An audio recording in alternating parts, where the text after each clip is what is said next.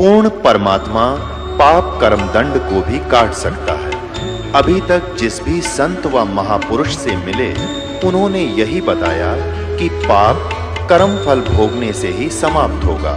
वो प्रभु कौन है जो पाप कर्म को काट देता है, वो काल के बंधन से छुड़वा देता है। उसका क्या नाम है, पूजा की विधि क्या है? कृपया अवश्य सुनिए जगत गुरु तत्वदर्शी संत रामपाल जी महाराज के अमृत वचन।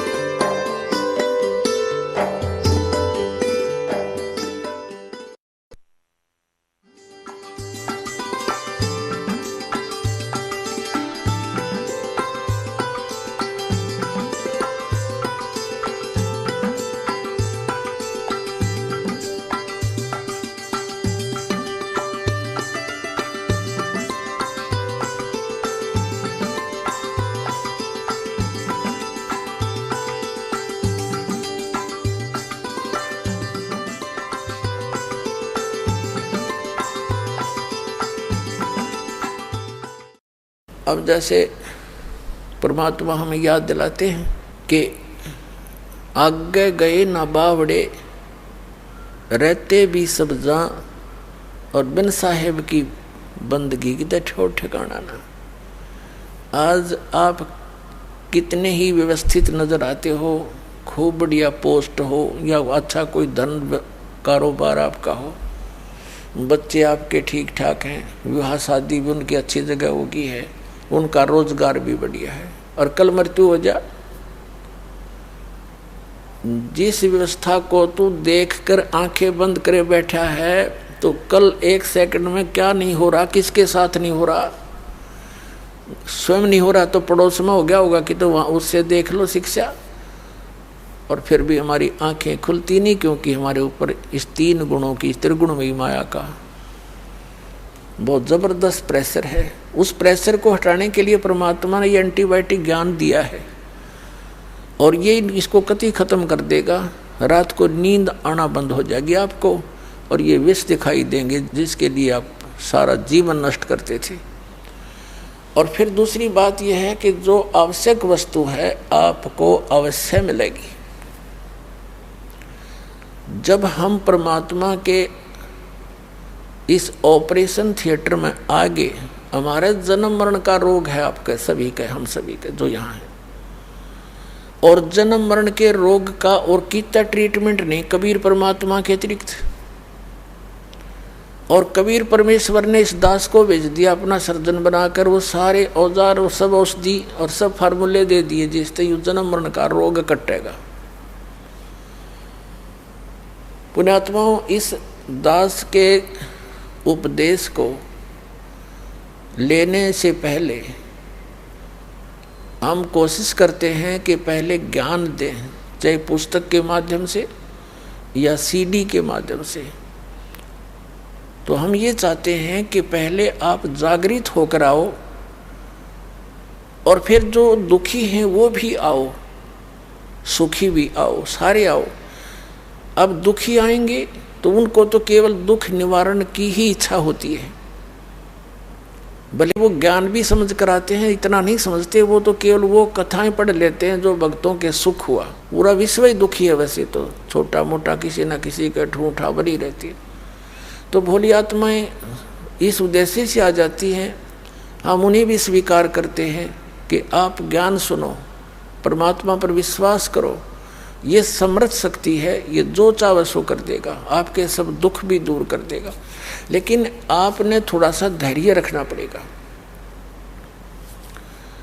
आपने धैर्य रखना पड़ेगा, क्योंकि कोई भी वस्तु एकदम नहीं होती। परमात्मा इसके लिए कहते हैं कबीर जी, धीरे धीरे रे मना धीरे सब कुछ हो, और माली सींचे सोगड़ा समय आए फल हो। जैसे एक आम का पौधा बोता है, लगाता कोई भी लगा लो, चाहे जैसे परमात्मा ने माली का उदाहरण दिया है, तो उसकी सिंचाई करता है, सैकड़ों घड़े पानी के सिंचाई करता है उसमें, जब तक वो बड़ा होता है।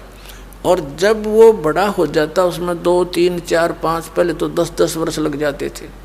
तो बड़ा होने के बाद फिर देखना उसका रंग, वो उसका सुख, इतने फल लगेंगे, आप भी खा लोगे, पड़ोसी भी तोड़ ले जाएंगे, रिश्तेदारों के भी पहुंचा दोगे तो भी खत्म ना हो। तो ये वास्तविक भक्ति रूपी पौधा अब आपको मिला है। अब इसकी सिंचाई शुरू करो, यानी इसकी जो साधना बताई है दास ने, यह पूजा शुरू करो और थोड़ा समय दो मालिक को। वैसे तो ये जो चाहे सो कर सकता है। ये समर्थ जब 600 वर्ष पहले आए थे कबीर भगवान, 64 लाख शिष्य हो गए थे कबीर परमात्मा के, 64 लाख शिष्य।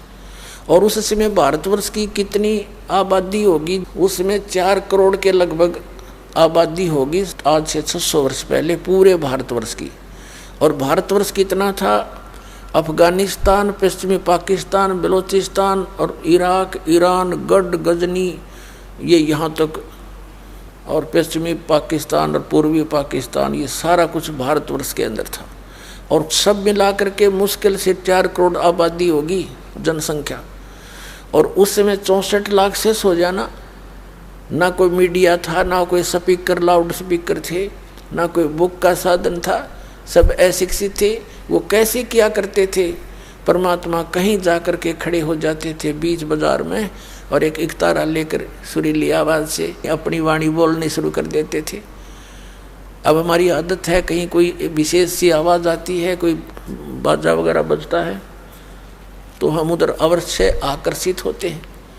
वो दयालु हमारे लिए भटक रहे थे, आप वहाँ बैठ जाते थे सैकड़ों की संख्या में, फिर उनको ऐसा ज्ञान सुनाते थे, क्योंकि आत्मा दुखी तो सभी है, और फिर किसी को आशीर्वाद दे देते तो सुखी हो जाते थे। यानी इतने सुखी कर दिए, पर वो फेल हो गए सारे। वो सिर्फ झाड़ा लवाना आने लग गए मालिक के पास। दुखी हुए, दूसरे को बुला ले, हजर तो भी चल उड़े, गुरु जी जाते ठीक कर दें।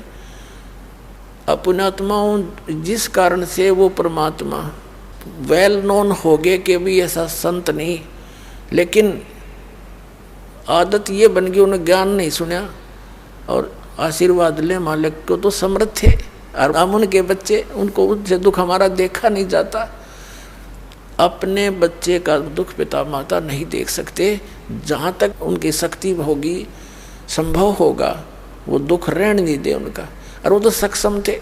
तो इस प्रकार उस परमात्मा ने ना जाने कितने को सुख दिया, और 64 लाख चेले बन गए।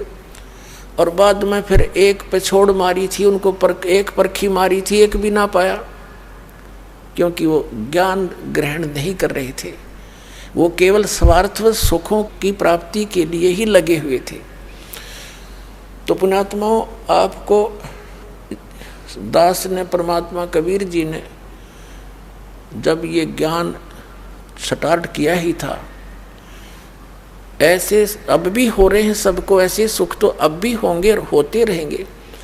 ऐसे ऐसे लीला की दाता ने, क्योंकि पहले ज्ञान नहीं मान रहे थे। सन 1994 से दास सत्संग कर रहा था गांव-गांव में। अक्षेत्र ज़्यादा गाँव का कवर किया हमने, क्योंकि हम गाँव के रहने वाले थे। तो वहाँ क्या करते, ऐसे ऐसे सुख दिए, वह सोच भी नहीं सकते कि भगवान ऐसा करता है।